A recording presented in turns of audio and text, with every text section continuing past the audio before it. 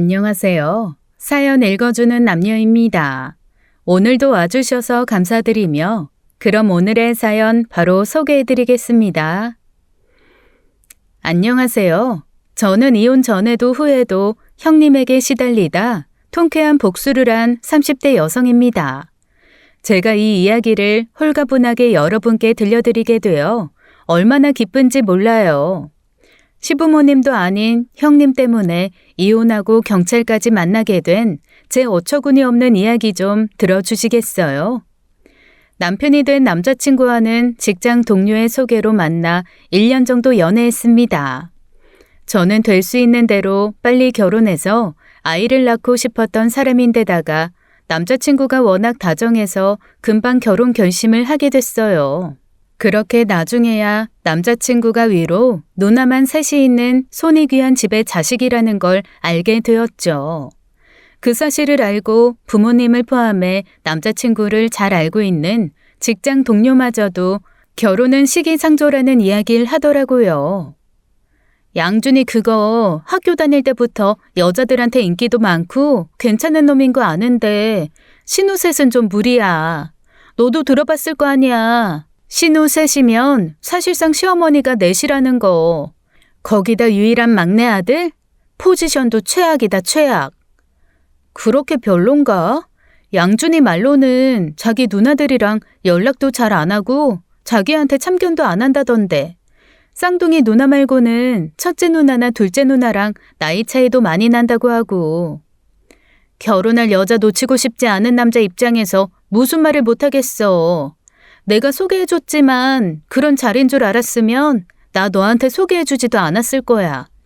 너 나중에 괜히 내 원망하지 말고 새겨들어. 너희 부모님도 반대하신다며. 남자 얼굴이 원빈이었어도 신우 셋인 집에는 시집 가는 거 아니야. 정 결혼하고 싶으면 몇 년 더 만나보고. 그렇게 급한 나이도 아니잖아. 남자친구만 봤을 때는 문제가 전혀 없었는데 주변에서 하나같이 그렇게 말리니 저도 마음이 흔들리더라고요. 청혼하고 수락했으면서 제가 집안 사정을 알고 난 뒤 결혼을 망설이는 게 보이자 남자친구는 발등에 불이 떨어진 사람처럼 설득하기 바빴습니다. 아이, 하경아, 그런 거 아니라니까. 우리 누나들 진짜 나한테 관심 하나도 없어. 오죽했으면 나 제대 날도 몰라서 둘째 누나는 내가 집에 왔더니 하는 말이 타령했냐고 했다니까. 나 막내 아들이라고 그렇게 귀하게 자란 거 아니야. 썩 대단한 대접받고 자란 것도 아니야. 나도 잘 모르겠어. 우유부단하게 고민하는 모습 보여주고 싶지 않은데 주변에서 하도 말리다 보니까 고민 안 할 수가 없어. 미안해. 아이, 진짜? 그럼 우리 누나 한번 만나봐. 네가 만나보고 결정하면 될 거 아니야. 남자친구는 자신만만하다는 듯이 첫째 누나와의 약속을 잡았고 만남이 불편했지만 어쨌든 만나는 보라는 엄마의 권유에 결국 나가게 되었습니다. 첫째 누나는 남자친구보다 무려 16살 위였고 나이가 이미 50이 넘은, 그러니까 누나라기보다는 이모에 가까운 분이셨어요. 일단 인상이 너무 좋으셨고 저를 너무 예뻐해 주시는 게 느껴지실 만큼 다정한 분이셔서 남자친구가 왜 그렇게 다정한지 알 것도 같았습니다. 양준이가 결혼하고 싶다고 소개해준 여자친구는 또 처음이라 내가 너무 설레네. 어쩜 그렇게 예뻐요? 네? 예쁘긴요. 예쁘게 봐주셔서 감사합니다. 저거 제대로 된 여자나 데려올까 싶어 걱정이 많았는데 이렇게 만나보니 너무 다행이다 싶어요. 양준이한테 들어서 알겠지만 양준이 위로 누나만 셋이라 고민 많이 되죠? 양준이가 집에서 얼마나 한숨을 푹푹 내쉬는지 우리 아버지가 집안 내려앉겠다고 아주 요즘 야단이에요. 그게 죄송해요. 솔직히 말씀드리면 주변에서 이런저런 말로 겁을 주시니 저도 걱정이 되더라고요. 그러니 내가 지금 이렇게 말한다고 해서 그게 그렇게 와닿을지는 모르겠는데 우리는 양준이 저게 어떻게 사는지 그렇게 큰 관심도 없어요. 엄마 빨리 돌아가시고 내가 거의 집안 살림 도맡아 하면서 키웠지만 솔직히 양준이 막내 아들이라고 오냐오냐 키우지도 않았고요. 남들은 보면 아들 낳으려고 그 늦은 나이에 막둥이를 낳았다 하겠지만 계획도 없던 애가 들어섰는데 그것도 쌍둥이가 들어섰다고 하니 한 번에 둘을 포기하는 건 아닌 것 같다고 엄마가 욕심내서 낳은 거거든요. 네, 그건 오빠도 이야기하더라고요. 늦은 나이에 갑자기 생긴 자식이라 세상 빛 못 볼 뻔했는데 돌아가신 어머니께서 쌍둥이라 낳고 싶어 하셨다고요. 맞아요. 그러니까 손이 귀하니 뭐니 그런 것도 하나 신경 쓸 거 없어요. 아들 낳으란 소리도 않을 거고 원하면 애 없이 살아도 돼요. 그건 내가 각서도 써줄 수 있고. 우리 아버지는 나나 둘째 자식 손주 손녀만으로도 충분하시고 아버지도 나나 같이 사는 셋째가 있으니 정말 하나도 신경 쓸 거 없어요. 그러니 그저 저 애물단지 같은 놈 좀 데려가서 그저 예쁘게만 살면 좋겠어요. 내심 신우가 셋이라 저 나이 되도록 장가를 못 가나 싶어서 걱정이었거든. 첫째 누나의 말에서 정말 진심이 가득 느껴졌고 저는 그 말을 믿어보기로 했습니다. 뭐까짓거 말이 바뀌면 이혼하면 그만이다 그런 마음을 먹고 나니 그렇게 어려운 고민도 아니더라고요. 상견례도 결혼식도 큰 문제가 없었고 그동안 했던 고민과 걱정이 기우에 지나지 않았구나 했어요. 아버님과 남편과 쌍둥이 누나라는 셋째 신우가 함께 사는 시댁이 가까워 자주 만났는데 항상 식사하러 가면 첫째 형님과 둘째 형님께서는 손 하나 까딱하지 못하게 하시며 다 해주셨어요. 사과 하나 깎아보란 소리도 없이 식사 후 거실 테이블엔 잘 깎아진 사과와 과일 접시가 올라왔고 빈 접시라도 챙길라 치면 어느 순간 손이 불쑥 튀어나와 낚아채가고요. 볼 때마다 왜 이렇게 예쁘냐, 요즘 젊은 애들 보면 정말 예뻐 죽겠다. 올케라는 말이 더 어색하다며 볼 때마다 제 이름 다정히 불러주시니 잦은 시댁 방문도 싫지 않았습니다. 거기다 첫째, 둘째 형님의 조카들이 모두 20대라 외삼촌인 남편과도 격이 없이 형제처럼 지내는 것도 보기 좋았고요.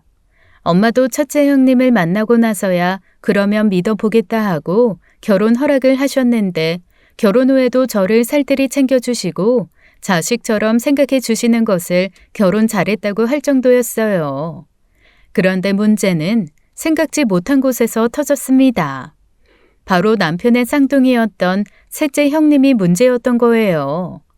결혼 전에도 그리고 결혼한 후에도 한동안은 참고 있다가 이제 좀 제가 이 집에 자리 잡았다고 생각했는지 슬슬 본색을 드러내기 시작한 거죠. 나중에 안 사실이지만 셋째 형님은 아버님도 다른 형님들도 포기했을 정도로 막무가내라 어렸을 때부터도 엄청 골칫덩이였다고 해요. 학교 다닐 때도 친구들을 괴롭히거나 시험 시간에 컨닝하는 등의 크고 작은 문제로 속을 썩이는 일이 많았고요. 그래서 결혼할 때도 절대 저를 괴롭히거나 함부로 대할 생각하지 말라고 그렇지 않으면 살던 집에서도 쫓아내 버릴 거라고 엄포를 놓은 모양이었고요. 하지만 어디 그 기질이 참아진다고 참아지나요? 올케, 다음 달 우리 아빠 생신인 거 알지? 뭐 할 거야? 오빠랑 이야기 해봤는데 용돈 드리는 게 제일 좋을 것 같다고 해서 그러려고요. 용돈은 당연한 거고 올케는 뭐 할 거냐니까? 저는 그냥 오빠랑 같이 용돈 챙겨드리려고 했는데요. 아니 올케는 우리 아빠 유일한 며느리인데 뭐 없어? 시아버지 첫 번째 생일상은 직접 차려야 한다. 뭐 그런 개념이 없나? 네? 그런 이야기는 처음 들어봤는데. 그럼 이번에 들었으면 알겠네. 아빠 생일 때마다 우리 집에 고모들이랑 작은아빠 오거든? 그때 맞춰서 음식상 차리면 되겠네. 어른들 좋아하시는 걸로 술 한잔 곁들이기에도 좋은 요리해서. 그때까지만 해도 셋째 형님의 본 모습을 눈치채지 못한 저는 그저 갑자기 발등에 떨어진 어른들 대접 문제로 고민하기 바빴습니다. 그래서 남편에게 가서 아버님 첫 번째 생신상을 어떻게 차려야 할지 모르겠다고 이야기하니 남편이 어리둥절한 얼굴로 왜 그걸 제가 고민하냐고 하더라고요. 남편은 딱 잘라 그 자리에 제가 나설 필요 없다고 했고 그래서 저는 남편 말대로 가만히 있었죠. 생신 전날 이미 연락드려 혹시 거들어야 하는 거 없냐고 했더니 첫째 형님께서 이미 집에서 다 준비해서 가는 거라 가서 음식만 옮겨 담으면 된다며 그저 오기만 하라고 했고요. 그런데 셋째 형님이 아버님 생일에 왜 이렇게 늦게 왔냐면서 아무도 없는 자리에서 은근히 비아냥거리는 거였어요. 우리 언니들 믿고 너무 편하게 사네. 네? 언니들은 이른 아침부터 장봐다가 한 번을 못 앉고 음식 준비에 여념이 없었는데 유일한 며느리라는 사람이 너무 느긋한 거 아니야? 형님께서 시간 맞춰 와도 된다고 하셨는데요. 오빠도 일 있으니 시간 맞춰 가자고 하고. 양준이네 늦게 오든 말든 와서 할 일도 없는데 알아서 오라고 하면 그만이고. 올케는 좀 빨리 와서 눈치껏 거들어야 하는 거 아니야? 물론 형님들이 뭐라고 하시든 와서 도와드리면 좀 더 편하시긴 하셨겠죠. 그런데 저도 좀 억울했던 게 어차피 빨리 와봤자 정말 손도 못 대게 하세요. 뭐라도 하려고 하면 은근히 정색하시면서 절대 주방 근처에 얼씬도 못하게 하시고요. 게다가 저도 저지만 그렇게 말하는 셋째 형님도 뭐 하는 거 없었어요. 남편 말로는 남편이랑 마찬가지로 어리다 보니 어렸을 때부터 주방일 한 번 시킨 적이 없고 다 컸어도 형님들한테는 남편이나 셋째 형님이나 애는 애라고 칼도 내어주지 않았다더라고요. 그런데 자긴 아무것도 안 하면서 그보다 더 어린 저를 며느리라는 이유로 주방에 밀어 넣으려고 하는 심보가 너무 얄밉더라고요. 그런데 그날을 기점으로 셋째 형님은 보란듯 저를 은근히 괴롭히기 시작했습니다. 대개는 유치해서 못 봐주겠다 싶은 것들이었어요. 형님들이랑 다 같이 백화점이나 외식을 가면 꼭 그렇게 남편 팔짱을 끼고 걸어요. 말은 여느 남매들과 다를 것 없이 정없이 하는 것 같은데 둘이 있는 거 보면 쌍둥이라 그런지 남매 간의 우애가 좀 남다르다 싶을 때가 있더라고요. 남편은 결혼 전부터 그랬다고 그게 이상하다고 의식하지 못했다는데 결혼한 아내를 곁에 두고 남매끼리 팔짱 끼고 돌아다니는 게 말이 되나요? 처음에는 이게 대체 뭐지 싶어 어리둥절했는데 은근슬쩍 저를 쳐다보는 셋째 형님의 시선에서 직감했죠. 아, 일부러 그러는구나. 근데 너무 웃기지 않나요? 아내인 저 대신 자기 남동생 팔짱 끼고 다니면서 대체 제게 뭘 과시하고 싶었던 건지도 모르겠습니다. 그러다 보니 화도 나지만 기가 막히고 어이가 없어 웃길 때가 더 많았어요. 식당에 앉을 때도 남편 옆을 차지하고 앉아 음식을 먹여주기도 하고요. 결혼 전부터 해오던 일이라 그런지 형님들도 그건 이상하게 생각하진 않으셨어요. 어쩌다 한번 너무 과하다 싶을 때마다 왜 남의 남편 끼고 앉아 그러냐고 등짝을 때리곤 했습니다. 그런 것들은 너무 유치하고 황당할 뿐 참을만 했습니다. 하지만 명절을 앞두고 아버님 선물 내역 뽑아다 보내는 거나 제 SNS 감시하면서 어디 갔다 싶으면 아버님 모시고 갈 생각 안 하고 왜 둘만 다니냐고 빈정거리고 때마다 용돈 붙여줄 때 되지 않았냐고 연락하는 등 많으면 일주일에 3-4번씩 따로 그렇게 연락이 오는데 정말 미치겠더라고요. 그래서 셋째 형님 전화를 남편에게 토스하면 남편은 또 그런 눈치가 없어 저한테 다시 주면서 그래요. 누나가 너 바꾸라는데? 결국 참다 못해 터뜨렸고 남편은 제 하소연을 가만히 듣더니 고개를 끄덕이며 그러더라고요. 근데 민정 누나는 좀 애매한 포지션이라 그럴 수 있어. 너도 알다시피 내가 막내의 아들이라고 특별한 사랑을 받지 않았던 것처럼 민정 누나도 마찬가지거든. 아니 근데 워낙 학교에서도 문제도 일으키고 그래서 혼나기도 많이 혼나기도 했고. 그렇다고 해서 나한테 이런 식으로 말도 안 되는 시비 걸면서 괴롭혀도 된다는 건 아니잖아. 에이, 괴롭히는 건 아니야. 그냥 시샘이 나서 그런가 봐. 3년 전인가? 결혼하려고 했던 적이 있는데 그게 엎어지면서 그 뒤로는 연애도 못하더라. 나까지 결혼했는데 혼자 남았단 생각에 짜증도 나겠지. 그냥 네가 이해해. 대개 제 의견을 들어주고 수렴해 줬던 것과 달리 셋째 형님 문제로는 황당하게도 저에게 이해를 요구하며 그냥 넘어가려는 거예요. 그러면서 은근히 다른 형님들이 더 챙겨주지 않냐고, 그 정도는 참을 수 있지 않냐고 하고요. 저도 그동안 얼마나 참았겠어요. 그렇게 남편이랑 대화하는 와중에도 카톡이 와서 보니 아버님 겨울잠바 하나 사서 보내라고 링크를 보냈더라고요. 도저히 이건 아니다 싶어 그게 실례인 줄 알면서도 첫째 형님께 솔직하게 털어놓았죠. 뭐? 민정이 그게 그런 짓을 했어? 아휴, 하경아, 너무 미안해. 진작 말을 하지 그랬어. 그랬으면 내가 아주 혼쭐을 내놨을 텐데. 가만히 있어봐. 내가 민정이 그걸?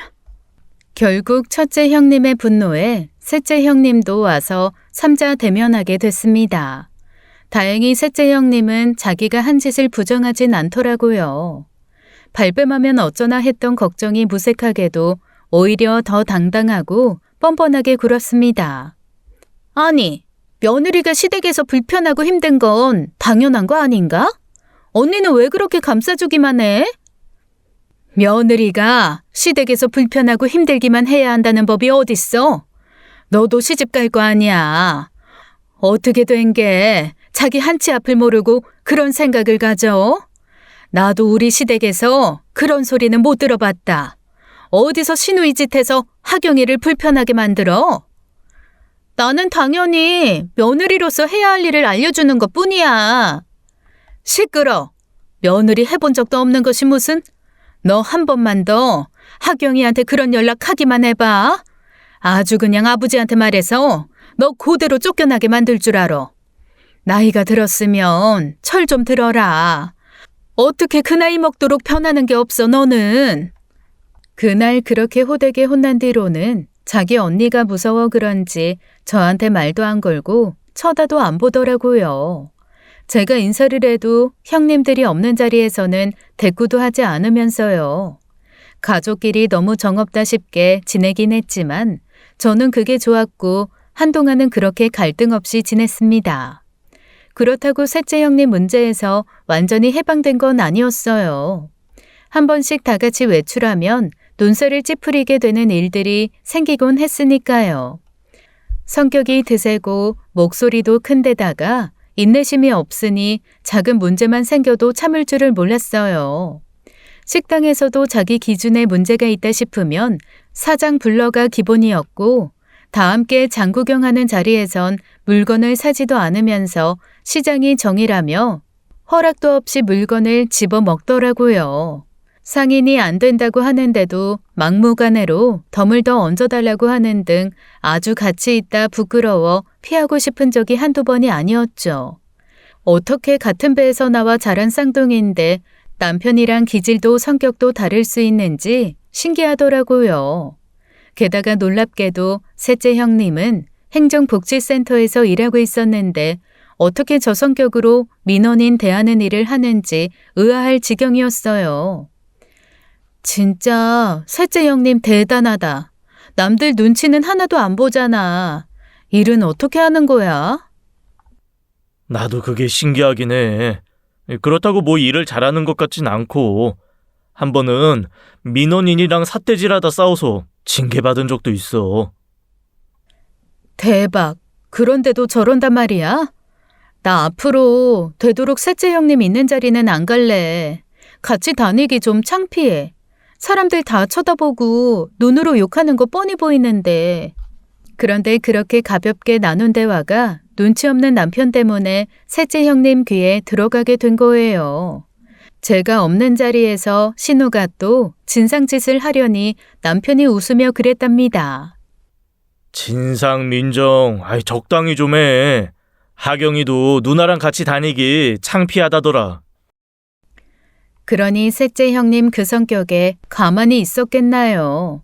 바로 저한테 전화해서 다다다 따져대는데 혼자 열받아 있는 이야기 없는 이야기 다 하면서 난리가 났더라고요.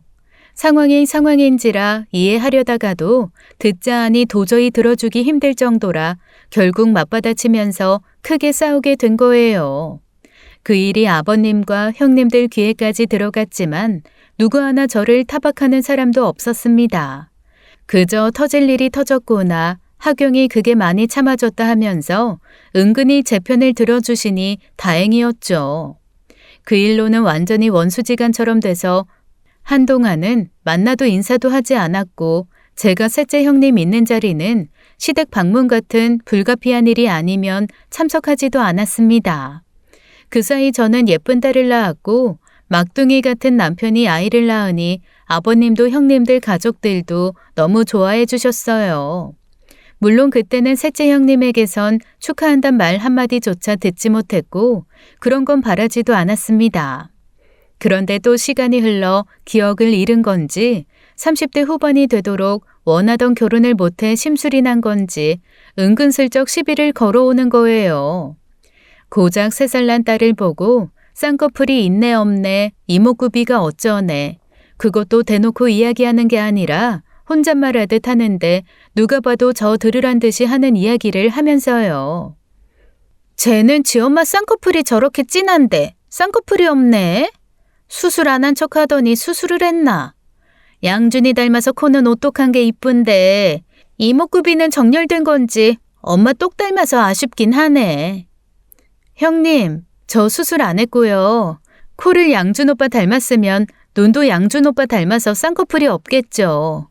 이목구비 정렬이 저 닮아서 아쉽다는 건 무슨 의미로 한 말이에요?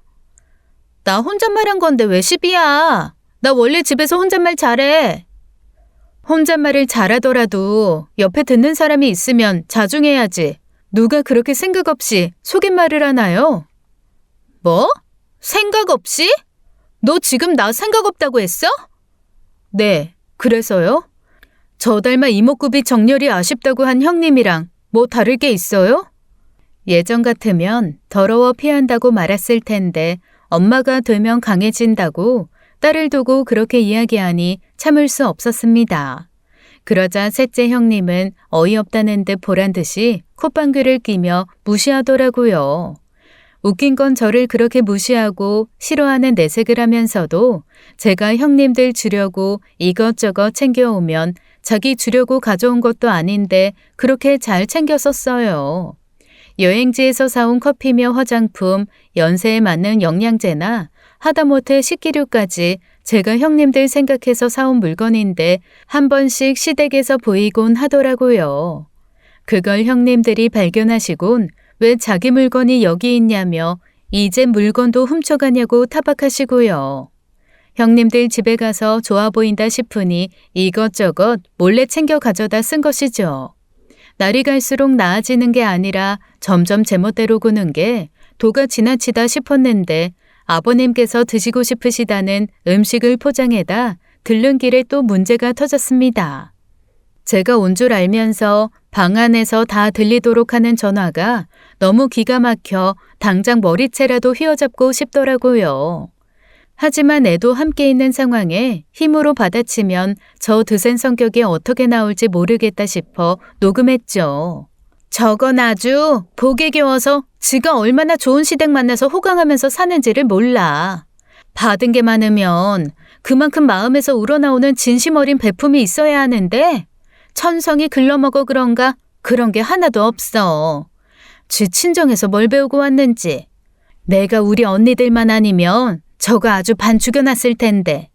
그리고 집에 돌아가자마자 그 녹음을 형님들에게 보냈고 형님들 가족들이 다 난리가 났습니다. 가족들이 한데 모여 있는 카톡방에서 조카들까지 나서서 고모 그러는 거 아니다 하며 제 편을 들어주었죠. 저희 친정까지 욕보인 문제라 그냥 넘어가는 건 저한테도 저희 친정에게도 도리가 아니라며 결국 그 문제로 온 가족이 다 모여 저에게 사과하라고 한 거예요. 근데 자기가 한 말이 있는데도 처음부터 끝까지 왜 녹음을 했냐고 그 난리를 치는 겁니다. 아니, 어떻게 천성이 글러먹었다느니 하는 이야기를 옳게 친정까지 들먹이면서 해? 민정이 너 진짜 제정신이 아니구나. 나이 어린 조카들 앞에서 부끄럽지도 않아? 야, 너 뭔데 그걸 녹음해? 네가 뭔데 우리 집에서 내 목소리를 함부로 녹음하냐고. 아이, 처제. 지금 그게 중요한 게 아니잖아. 처제가 그런 소리만 안 했으면 녹음까지 했겠어? 아, 형부까지 왜 제 편을 들어요? 지금 누가 봐도 내가 억울한 상황인데. 내가 지 앞에서 얘기했어? 내 집에서 내 입으로 한 말인데 들은 지가 잘못이지 내가 잘못이야? 야, 너 내가 만만하냐?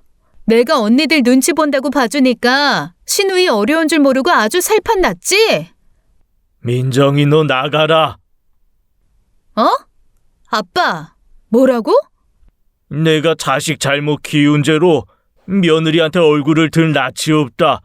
한두 번도 아니고 조용하다 싶으면 이렇게 한 번씩 일을 치니 내가 마음이 조마조마해 살 수가 없어. 그렇게 네 멋대로 굴 거면 내 집에서 나가라. 아주 너 때문에 내가 편히 눈을 감지도 못하겠다. 아빠! 아빠까지 어떻게 그래? 다른 사람은 몰라도 아빠는 내 편 들어줘야지. 아빠는 내 마음 알아줘야지. 아, 엄마가 살아있었으면 내 편 들어줬을 텐데. 나 이거 엄마 없다고 무시당하는 거야. 엄마 없다고 시누이 무서운 줄 모르고 날 이렇게 괴롭히는 거라고. 늘 과묵하시던 시아버지까지 나서서 거드니 갑자기 셋째 형님이 통곡하며 그러는 거예요. 갑자기 돌아가신 시어머님 이야기까지 꺼내면서 세상에 그렇게 서러운 사람이 없는 것처럼 애같이 엉엉 우는데 마음이 짠해 그런 게 아니라 어이가 없고 황당해서 말문이 탁 막히더라고요. 아니 누가 누굴 괴롭혔다는 건가요? 자기가 한 말 때문에 온 가족이 소환해서 잘못한 사람에게 사과하라고 한 것뿐인데 끝까지 자기 잘못을 인정하지 않고 갑자기 도리어 피해자처럼 구는 것을 보니 이건 상대하면 안 되겠구나 싶더라고요. 대화도 말도 통하는 사람이랑 해야지 저런 사람이랑 했다간 그냥 제 머리가 이상해질 것만 같았고요. 결국 같은 생각에서 다른 가족들도 고개를 절레절레 흔들며 저희 가족 보고 얼른 집에 가라고 하더라고요. 내가 다 창피하다 하경아. 어디 가서 저가 가족이란 소리도 하지 마. 왜 저렇게 됐나 몰라 정말. 아버님은 진짜로 내보내실 생각이었는데 셋째 형님이 그날 밤새 돌아가신 시어머니를 찾고 우는 것을 보고 그냥 넘어가셨다고 해요. 아무래도 아버님께 셋째 형님은 아픈 손가락 같은 자식이니 어쩔 수 없었던 것이죠. 제가 보기엔 여린 아버님 마음 알고 이용한 것처럼 보였지만요. 그 꼴을 보고 나니 전처럼 없는 사람처럼 지내는 것조차도 너무 힘들었어요. 아버님이나 형님들에게는 너무 죄송하지만 방문 횟수도 엄청나게 줄이는 등 최대한 마주치지 않으려고 했습니다. 그래서 시댁에 방문할 일이 있으면 남편과 딸만 보내곤 했어요. 그것마저도 문제가 될 줄은 몰랐지만요. 여느 때처럼 시댁에 간 남편이 벼랑간 딸이 응급실이라며 다급하게 전화가 온 거예요. 너무 놀라 택시를 타고 달려갔더니 딸이 온몸에 시뻘건 두드러기가 올라온 채 겨우 잠들어 있는 겁니다. 두 눈두덩이는 한눈에 봐도 부어오른 게 보이는데 눈물이 왈칵 나더라고요. 이게 대체 무슨 일이야? 왜 이러는데? 그게 알러지 때문이래. 알러지? 당신 소윤이한테 땅콩 먹였어? 소윤이 땅콩 알러지 심한 줄 알잖아. 그게 아니라 내가 잠깐 자리 비운 사이에 누나가. 누나? 민정이 형님 말하는 거야? 알고 보니 얼마 전 제주도 우도에 여행 갔다 온 형님이 땅콩 과자를 사왔는데요. 딸이 그걸 달라고 했다고 그걸 줬다는 거예요. 남편이 잠깐 자리를 비운 사이에 일어난 일이었고 갑자기 딸이 기침하며 괴로워하니 자기도 놀라 순순히 뭘 먹였는지 이야기하더랍니다. 100번 양보해서 몰랐으면 그럴 수 있는 일입니다. 하지만 셋째 형님은 제 딸한테 땅콩 알레르기가 있다는 걸 알고 있었어요. 유아식을 끝낸 후 일반식을 하기 시작했을 때부터 인지한 문제라 시댁에 식사하러 갈 때 밥을 먹일 때마다 요리하신 형님들에게 양해를 구하며 일일이 물어가며 먹였고 그 자리에는 늘 신우가 있었으니까요. 게다가 그 후 형님들이 식사할 때마다 딸을 향해 여기 있는 건 땅콩 없는 거야 하면서 매번 신경을 써주시니 한두 번 들어서 잊어버릴 일도 아니었고요. 제가 셋째 형님한테 안 좋은 감정이 있어 그런지 저는 그게 절대 실수로 생각되지 않았습니다. 병원에서는 조금만 늦었으면 큰일 날 뻔했다고 하는데 하마터면 딸이 잘못됐을 수도 있었다는 생각을 하니 참을 수가 없었어요. 증상이 호전된 딸을 집으로 데려와 남편에게 맡긴 뒤에 바로 시댁으로 달려갔습니다. 그리고 곧장 신우방에 들어가 침대에 엎드려 어리둥절한 얼굴로 저를 보는 신우 머리채를 휘어잡았고 미친 듯이 때렸어요. 그날 저는 정말 눈에 보이는 게 하나도 없었습니다. 머리카락을 쥐어뜯고 뺨을 치고 바닥에 깔고 앉아 때리면서 귀에 대고 분노를 억누르며 속삭였죠. 너 한 번만 더 까불면 진짜 내 손에 죽을 줄 알아. 미친년이 진짜. 아무리 정신 나간 사람이라도 상대가 눈이 돈 것을 보면 섣불리 반격하기 힘들잖아요. 그날 셋째 형님도 그랬을 겁니다. 저는 진짜 당장이라도 죽일 수 있는 사람처럼 그랬으니까요. 그렇게 반쯤 죽여놓고 나오는 길에 아버님 앞에서 무릎 꿇고 앉아 아버님도 계신 집에서 너무 죄송하다. 근데 내 딸이 그렇게 됐다고 하니 보이는 게 없더라 하고 사과드렸습니다. 그랬더니 아버님께서 아니라고 그럴만하다고 본인 대신 흠씬 때려주어 고맙다며 어떻게 애가 그 지경이 된 상황에서 애엄마가 이성을 잃지 않을 수 있겠냐고 저를 위로해 주셨어요. 손녀한테 문제가 생겼으면 자기가 막내딸 데리고 같이 죽으려고 했다면서 말이에요. 그날 자리에 없던 형님들께서도 전화해서 자초지종을 이르며 제가 셋째 형님을 손찍어 맸고 욕도 했다고 솔직하게 말씀드렸어요.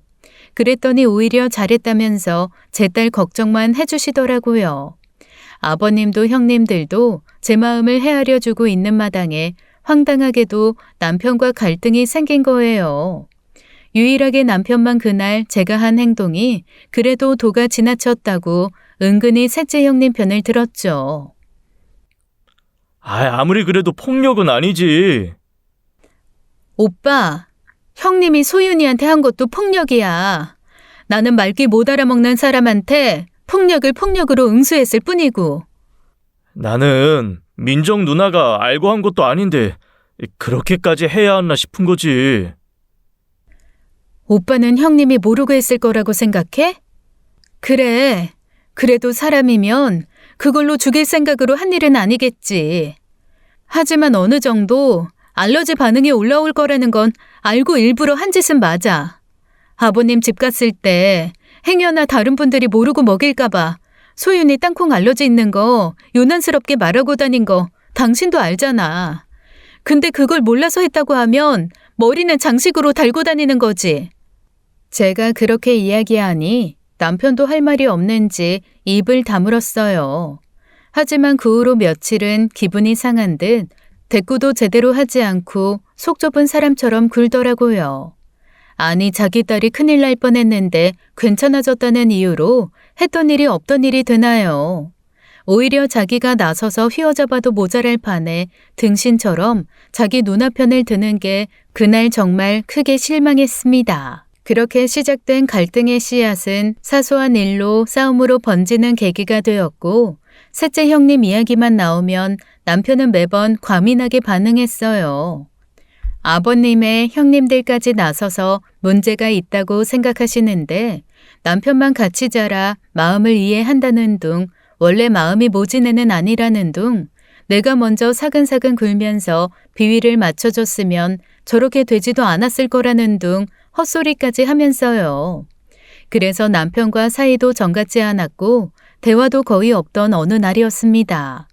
오랜만에 친정에 딸을 맡기고 카페에서 대학 모임을 하고 있었어요. 그런데 그 자리에서 셋째 형님을 만난 겁니다. 집안에서는커녕 밖에서 우연히 만나도 아는 체 할 사이가 아니었는데 세상 사람 좋은 얼굴로 다가와서 제게 아는 체를 하는 거예요. 어? 올케, 어쩐 일이야 여긴? 아, 형님, 대학 모임이에요. 아, 그렇구나. 안녕하세요. 저 하경이 남편 누나 되는 사람이에요. 시키지도 않았는데 제 지인들에게 눈웃음 치며 인사하기에 저는 솔직히 약을 먹었나 했습니다. 그런 표정과 나긋한 목소리는 결혼 후 처음 봤거든요.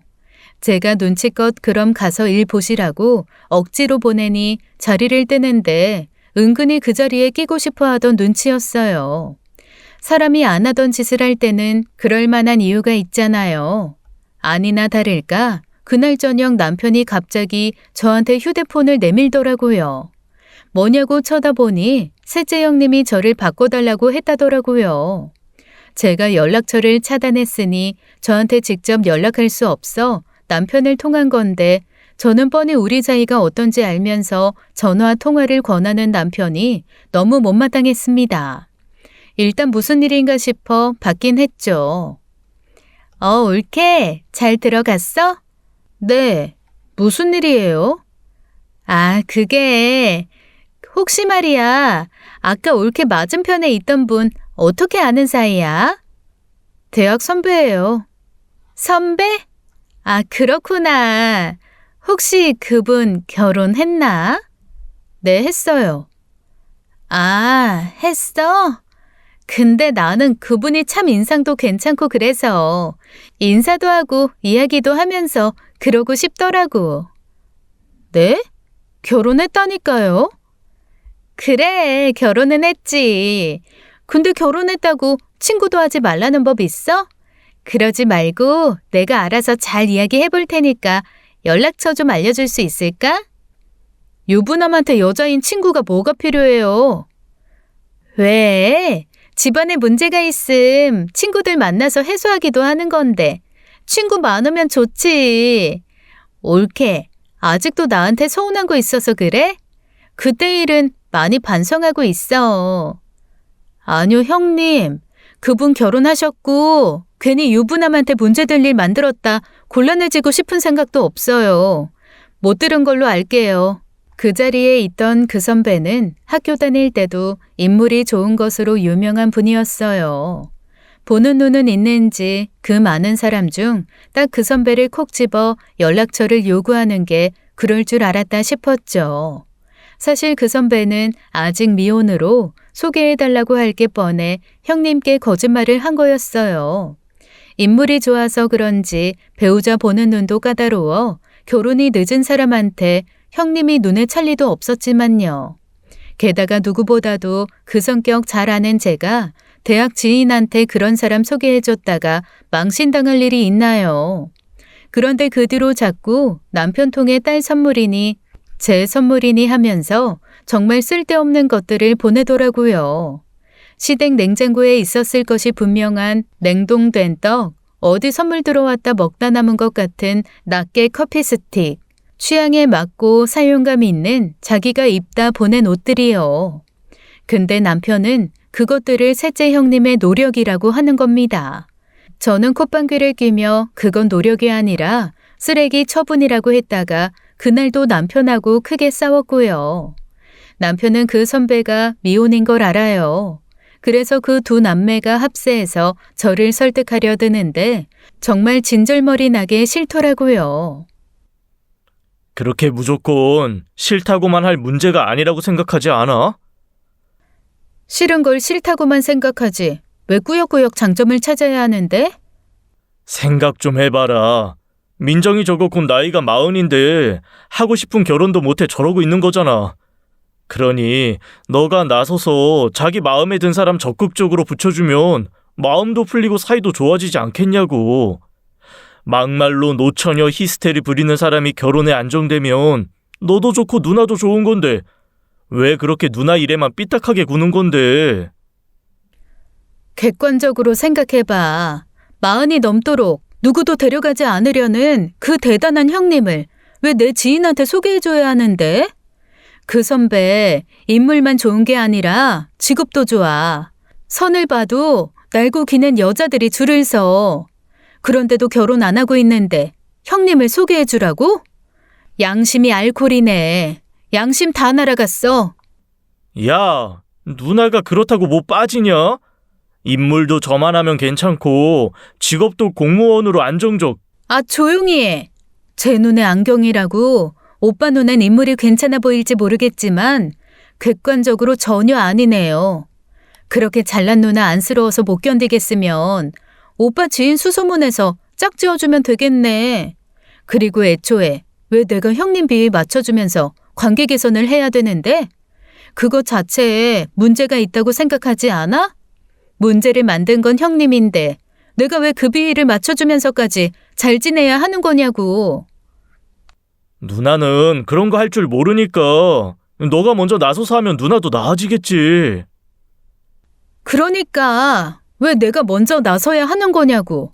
나도 나한테 잘못한 사람한테 먼저 나서서 화해할 정도로 넓은 아령 없는 사람이야. 손이 씻으면 자기가 잘못 인정하고 굽히고 들어와야 하는 거 아니야? 그래서 요즘 잘하잖아. 미안하다고 하면서. 그게 어디 진심으로 내 생각해서 하는 행동이야? 다 선배 번호 알려달라고 하는 거지. 그만 좀 해. 그렇게 안쓰러우면 끼고 살지. 왜 독립해서 나랑 결혼했어? 평생 쌍둥이라고 붙어 다녔다고 죽을 때까지 그럴 것 같아? 그러고 싶으면 지금이라도 말해. 당장 이혼해 줄 테니까. 그날 처음으로 제가 먼저 입에 이혼을 입에 올렸고 남편도 그건 아니다 싶었는지 말더라고요. 저는 그때부터 마음의 준비를 좀 했던 것 같습니다. 이러다가 셋째 형님 때문에 이혼하겠구나. 그래, 차라리 이혼하는 게 낫겠다 하고요. 애한테도 계속 부모가 싸우는 꼴을 보여주는 것보다는 차라리 한 명이 안정적으로 키우는 게 낫다 싶기도 했고요. 그런데 그 결심을 그렇게 빨리 하게 될 줄 알았을까요? 어느 날 갑자기 그 선배한테 연락이 온 거예요. 번호는 알고 있지만 따로 연락하고 지내는 사이까진 아닌데다가 며칠 전 그 선배를 두고 뒤에서 싸운 일도 있고 해서 괜히 놀라서 받았죠. 하경아. 나야, 우진이. 네, 선배. 어쩐 일이세요, 갑자기? 하경아, 손민정이라는 분한테 연락이 오는데 전에 그 카페에서 봤던 분 맞지? 네가 내 연락처를 줬다고 하던데. 네? 선배, 저는 형님한테 선배 번호 준 적 없는데요. 선배한테 연락했던가요? 처음엔 그날 카페에서 보고 인상이 좋아 연락했다고 하더라고. 근데 내가 얼마 전에 좋은 감정으로 만나는 분도 있고 해서 애둘러 거절했는데도 자꾸 연락이 오네. 아, 선배, 너무 죄송해요. 제가 아무리 가족이라도 선배한테 묻지도 않고 연락처 주고 그러진 않아요. 어떻게 된 일인지는 모르겠는데 형님이 그날 보고 선배가 마음에 들었나 봐요. 제가 연락 못하게 잘 전할게요. 죄송해요, 정말. 부탁할게. 한 번만 만나보자고 밤낮 없이 연락하는데 좀 피곤하네. 그 말을 듣는데 얼굴이 화끈거려서 혼났습니다. 그 선배 성격에 그렇게 말했다는 건 진짜 화가 많이 났다는 것이었거든요. 알고 보니 형님께 선배 번호를 전해준 것은 남편이었어요. 저희가 서로 찍은 딸 사진을 보려고 따로 비밀번호를 설정해 놓지 않고 각자 휴대전화를 자유롭게 볼 수 있게 해놨거든요. 그런데 그걸 이용해서 저한테 말도 없이 제 핸드폰 안에 있는 번호를 신우에게 전달한 것이었죠. 미쳤어? 왜 나한테 허락도 없이 번호를 줘? 번호 그거 주는 거 뭐 힘들다고. 마음에 안 들면 두 사람이 알아서 할 일이지. 번호 주는 게 그렇게 문제야? 진짜 미쳤네. 형님 몰라? 지금 거절하는데도 사람 귀찮게 매번 연락 와서 곤란하대. 번호 주면 뭐? 그 선배가 그동안 찾지 못했던 형님 운명의 짝이라도 될 줄 알았어? 왜 이렇게 사람 난처하게 만들어? 그냥 좀 한번 만나나 보면 되겠구먼. 남자 새끼가 쪼잔하게. 알았어. 내가 누나한테 말할게. 됐지? 뭐? 남자 새끼가 쪼잔하게? 아, 진짜 뭐가 문제인지를 모르는구나. 오빠, 우리 그만하자. 뭘? 나는 도저히 앞으로 살면서 뻔히 보이는 이 형님 문제로 싸우면서 살고 싶지가 않아. 평생 내 편이 되어야 하는 사람이 진짜 남의 편인 것 같아서 아주 감정 소모에 힘들어 미쳐버릴 것 같다고. 그래서 뭐 진짜 이혼이라도 하자고? 계속 그렇게 형님 편 들면서 내 속 긁을 거면 그냥 이혼해. 그냥 하는 말 아니야. 주변에서 그러더라고요. 부부가 살다 보면 이혼 이야기 꺼내가며 싸우게 되는 거 흔히 있는 이야기라고요. 그중 대부분은 진짜 이혼하고 싶어 꺼낸 이야기가 아니라 그만큼 극단적으로 치다른 내 마음을 알아달라는 마음에서 하는 이야기더라고요. 저도 마찬가지였어요. 물론 그런 갈등이 지속되는 삶을 살고 싶지 않았던 것도 있지만 이혼을 생각할 만큼 제 마음이 힘들다는 것 좀 알아달라는 마음이 더 컸어요. 그런데 남편은 거기서 자존심을 꺾지 않았고 그 뒤로 어떠한 대화도 하지 않으려 하면서 순순히 이혼에 이르렀습니다. 어떻게 보면 이혼 계기가 별것 아닌 것도 같지만 이게 당사자가 돼보지 않으면 몰라요. 셋째 형님 문제가 어쩌다 한 번씩 있었던 일도 아니고 신혼초를 제외하고는 줄곧 강도의 차이였던 거지 늘 있었거든요. 저도 직접 겪어보니 알겠더라고요. 주변에서 그런 일로 이혼한다고 하고 의문을 가졌던 것들이 사실은 그전부터 천천히 쌓였던 일이 별것 아닌 부분에서 터져서 생긴 일이라는 것을요. 당연히 시댁에서는 저희 이혼을 극구 말리셨고 결국 제가 뜻을 꺾지 않자 미안하다며 보내주셨습니다. 특히 첫째 형님께서 본인이 돌아가신 시어머니 자리를 제대로 채우지 못해 애들이 그렇게 된 것 같다고 셋째 형님께서 제게 하신 일도 있고 하니 그저 욕심내기 힘들다면서 가끔 조카는 보여달라 그러시더라고요. 저도 셋째 형님을 제외한 시댁 식구들에겐 나쁜 감정이 없으니 한 번씩 연락드리고 딸을 보여드렸어요. 그렇게 시간이 흘러 반년쯤 지났을 겁니다. 아이 문화센터에 나가다가 알게 된 싱글 대디가 있어요. 우연히 같은 프로그램을 3개쯤 하게 됐을 때 이런저런 개인 사정이나 육아 지식을 공유하며 좀 가까워졌죠. 그렇다고 재혼 생각하면서 만난 건 아니에요. 이혼한 지 얼마 되지도 않았고 딸 가진 싱글맘들은 이해하시겠지만 딸 데리고 재혼하는 게 쉽지는 않잖아요. 하지만 그분과 저는 똑같이 이혼으로 싱글이 된 공통된 처지라서 말이 잘 통하다 보니 만날 때마다 카페 가서 친구 만나듯 서로에게 편한 대화 상대가 된 거였죠. 그런데 딸이 그분을 아저씨라고 칭하며 꺼낸 이야기에 전 남편이 길길이 날뛰며 찾아온 겁니다. 야, 서하경, 너 연애하냐? 너 애 데리고 정신이 있냐 없냐?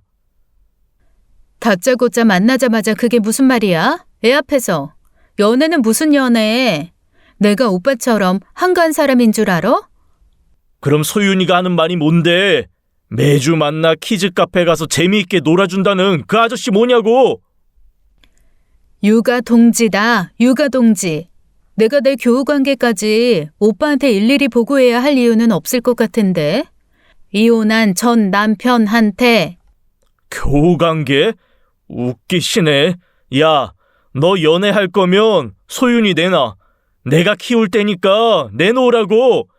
나는 내 딸이 다른 남자한테 아빠 소리하는 꼴 죽어도 못 보겠으니까. 참나, 어이가 없네. 오빠는 평생 소윤이 끼고 살 자신이 있나 봐. 잘 생각해봐. 주변에 형님 때문에 이혼했다는 소문이 파다한데 애까지 딸려 있으면 어떤 여자가 좋다고 오빠랑 살겠다고 하겠어? 그리고 애 볼 시간은 있고? 뭐 잘난 성격 파탄자 공무원 형님께서 일 그만두고 대신 봐주시기라도 하겠대? 남편에게 휘말리지 않고 팩트만 집어 조목조목 반박해주니 남편도 할 말이 없는지 씩씩대며 가더라고요. 안 그래도 애 때문에 정신 못 차리는 남편을 매주 만나야 하는 것도 고역스러운데 어느 날은 그 자리에 가장 꼴도 보기 싫은 형님이 같이 나타난 겁니다. 너 연애한다며? 참나. 양준이랑 이혼한 지 얼마나 됐다고 그새? 됐고 나는 도저히 인정할 수 없지만 나 때문에 너네 사이가 그렇게 됐다고 하니 내가 물러서 줄게. 됐지? 있는 듯 없는 듯 살 테니까 너네 둘이 다시 합쳐. 소윤아, 가자. 아빠 만나는 날은 다시 정하는 게 좋겠다. 옳게! 지금 내가 하는 말 안 들려? 아, 그리고 소윤 아빠. 애 만나는데도 룰이 있다는 건 알아줬으면 좋겠네. 이 자리는 어디까지나 당신한테나 허용되는 자리지 불필요한 사람 끌어들여 나오는 자리는 아니잖아.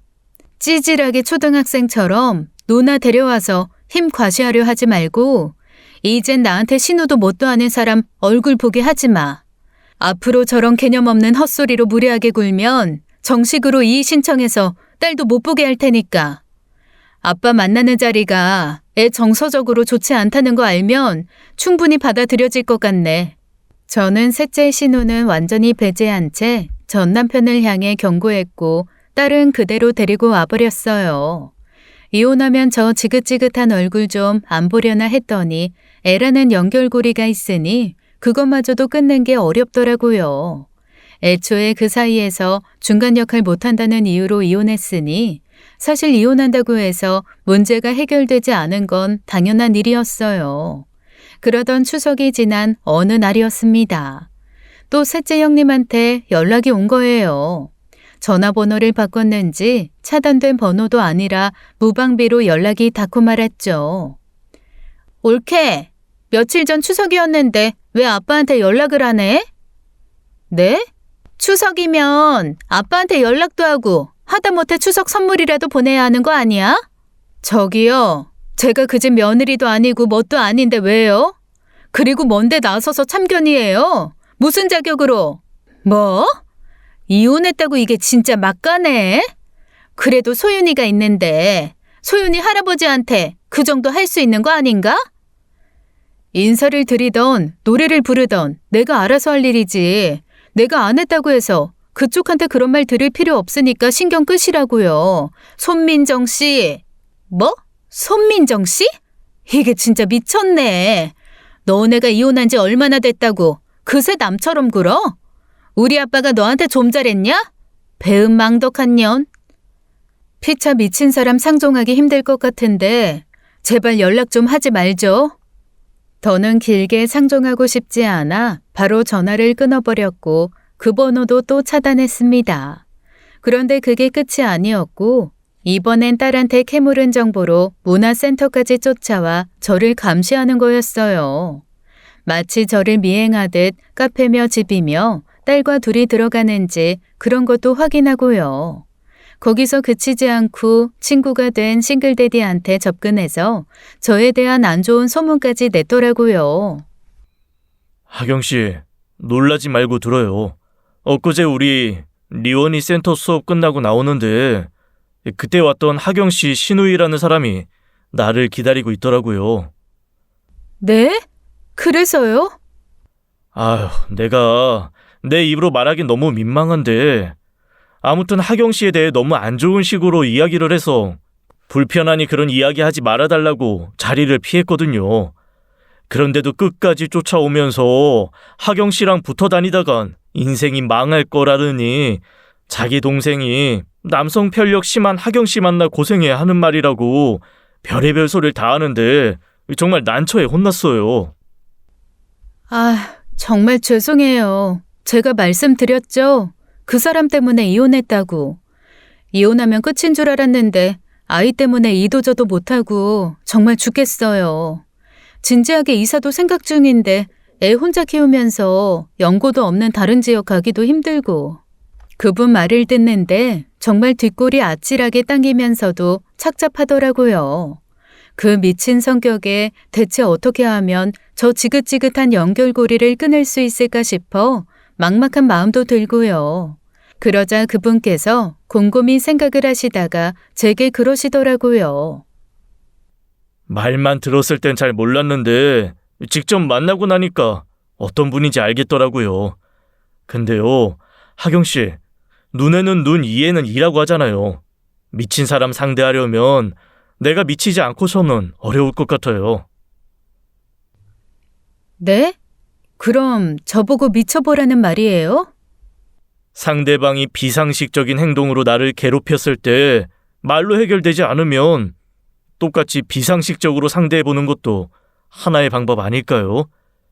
그마저도 안 되면 솔직히 전 더러운 똥이라고 생각하고 피하는 게 상책이라고 생각하지만요. 저는 그분의 말에서 어쩌면 정답이 될 수 있는 것을 찾아냈습니다. 말이 안 통하면 똑같이 미쳐보라는 거예요. 어차피 이판사판이고 이 사회에는 뚜렷한 방법이 없는 상황이라 뭐라도 해봐야겠다는 결심이 선 거예요.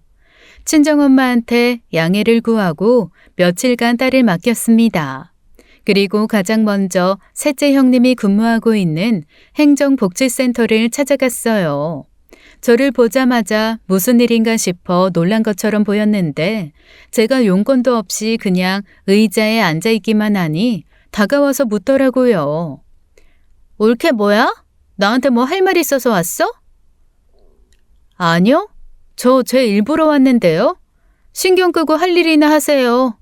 그리고 제가 한 일은 그냥 종일 앉아서 셋째 형님을 보고 있는 것이었습니다. 생각보다 많은 체력과 인내심이 필요한 일이었는데 그냥 정신 나간 사람이라고 생각하면서 멀찌감치 앉아서 일하는 형님만 빤히 쳐다보고 있었어요. 그러니 민원인이 없을 때 다시 찾아와 묻더라고요.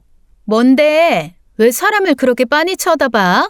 할 일 있어서 왔다며. 일 보고 얼른 가. 아, 신경 끄라고요. 내가 내 눈 가지고 쳐다보는데 뭔 상관이에요? 뭐? 미쳤어? 진짜 귀찮게 구네. 민원인 쫓아내기라도 하시려고요? 손민정 씨? 그러자 셋째 형님은 뭐 이런 게 다 있냐는 듯 주변 눈치를 살피며 자리로 돌아갔습니다. 점심시간에 잠시 자리를 비우고 밥 먹고 다시 갔어요.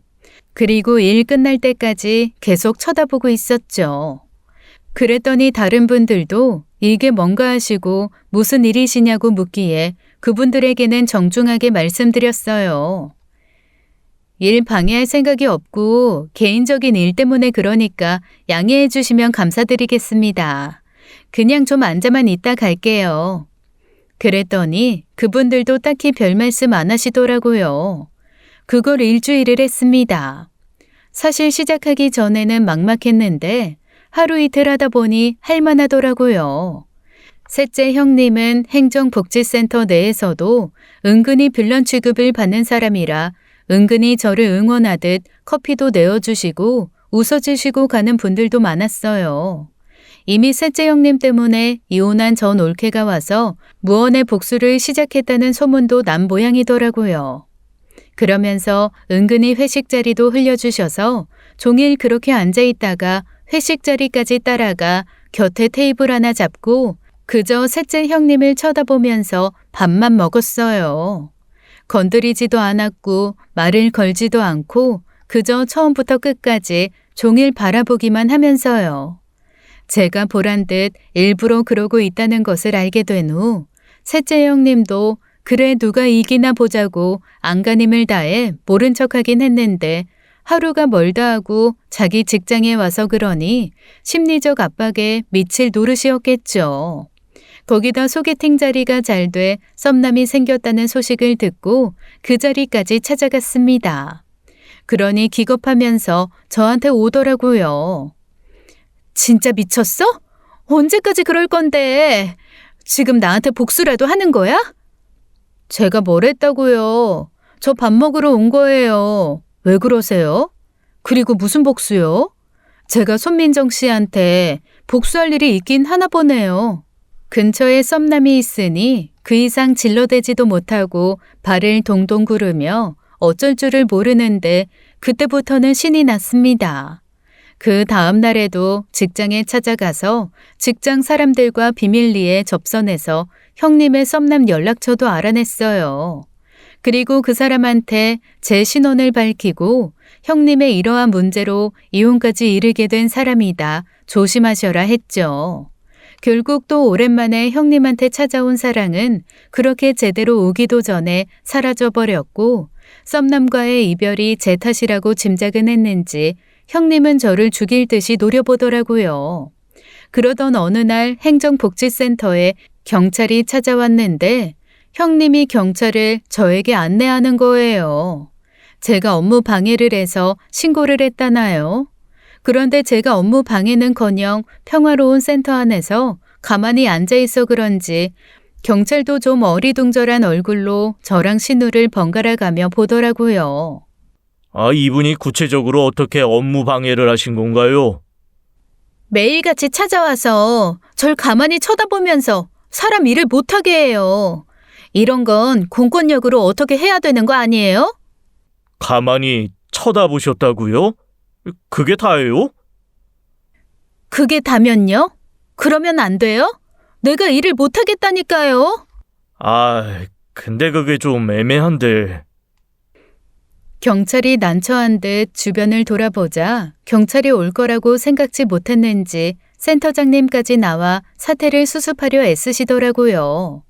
그러면서 형님의 동료들도 나서서 특별히 문제가 되는 행동을 하신 분은 아니라고 영업방해를 받은 적이 없으며 조용히 시간만 보내다 가시는 분이라며 저를 옹호해 주셨습니다. 지역 주민이 행정복지센터를 이용하는 게 문제가 되나요? 그게 하루 종일이라고 할지라도 제가 피해를 준 것도 없고 이분들도 괜찮다고 하셨는데요. 아, 진짜 이 미친년이! 결국 형님은 아슬아슬하게 쓰고 있던 사회적 가면까지 벗어던지고 경찰이 보는 앞에서 저를 폭행했고 저는 일부러 과장 연기까지 더해 쓰러졌습니다. 보고 있는 증인이 많았고 이성을 잃은 형님은 경찰에 의해 간신히 진정되었어요. 행여 제 행동이 법적으로 문제가 된다고 할지라도 저는 법정 싸움까지 할 각오로 시작한 건데 오히려 먼저 그렇게 일을 만들어주니 고맙기까지 하더라고요. 저는 바로 셋째 형님을 폭행죄로 고소했고 당장 취하하라 길길이 날뛰는 형님을 향해 분명히 말했습니다. 고소했다고 끝난 것 같죠? 아니에요. 저 죽을 때까지 쫓아다닐 거예요. 그쪽 때문에 이혼녀 딱지까지 달았는데 내가 무서울 게 뭐가 있어요. 그쪽이 남자를 만나면 계속 따라다니면서 그쪽이 어떤 사람인지 이야기할 거고 어떻게 결혼까지 하게 되더라도 결혼식장에 가서 피켓 들고 서 있을 거예요. 그쪽이 했던 것처럼 그쪽 지인들 찾아가서 그쪽이 어떤 사람인지 허위사실도 불사하고 이야기하고 다닐 거고요. 그랬더니 그제야 이건 아니다 싶었는지 제 앞에서 무릎을 꿇고 싹싹 빌면서 그러더라고요. 내가 잘못했어. 내가 이렇게 빌게. 그만해. 내가 하나밖에 없는 친구 같은 내 동생 뺏긴 것 같은 기분도 들고 가족들한테 사랑받고 인정받는 네가 질투나서 그랬어. 제발 그만해. 연락도 안 하고 소윤이도 안 만날게. 제발 옳게 이렇게 부탁할게. 셋째 형님은 자기 잘못을 조목조목 적은 반성문 10장을 써왔고 저를 비롯해 딸에게도 접근하지 않겠다는 각서까지 썼습니다. 형님이 쓴 반성문을 보니 거진 자기 연민에 취해 어쩔 수 없었다는 변명이 대다수였지만 아무것도 하지 않아도 며느리라고 귀한 대접받는 제가 아니고와 그랬다는 것만은 일관된 이야기더라고요. 물론 폭행 고소는 취하지 않았고 법의 처벌은 따로 달게 받으라고 뒀어요. 어쨌든 저는 그 길로 평화를 되찾았고 그로부터 1년이 넘는 지금까지도 신우이의 머리카락도 본 적이 없습니다. 왜 진작 그렇게 하지 못했을까 싶을 정도로 평화로운 나날이에요. 형님이 잠잠해지니 전 남편은 뒤늦게 후회가 됐는지 은근슬쩍 재결합 시그널을 보내고 있는데요. 웃기지도 않습니다. 저는 애 때문에 이혼 망설이고 재결합하는 사람은 아니거든요. 그렇게 우유부단하게 그렇게 간단한 상황 판단도 할 줄 모르는 사람이랑 저와 제 딸 미래를 맡길 수도 없고요. 여러분들도 미친 사람 상대하기 버거울 땐 똑같이 미친 척 한번 해보세요. 의외로 잘 먹힐지도 모르니까요. 지금까지 사연 읽어주는 남녀였습니다. 끝까지 시청해주신 여러분 감사드리며 저희는 다음 사연으로 돌아올게요. 감사합니다.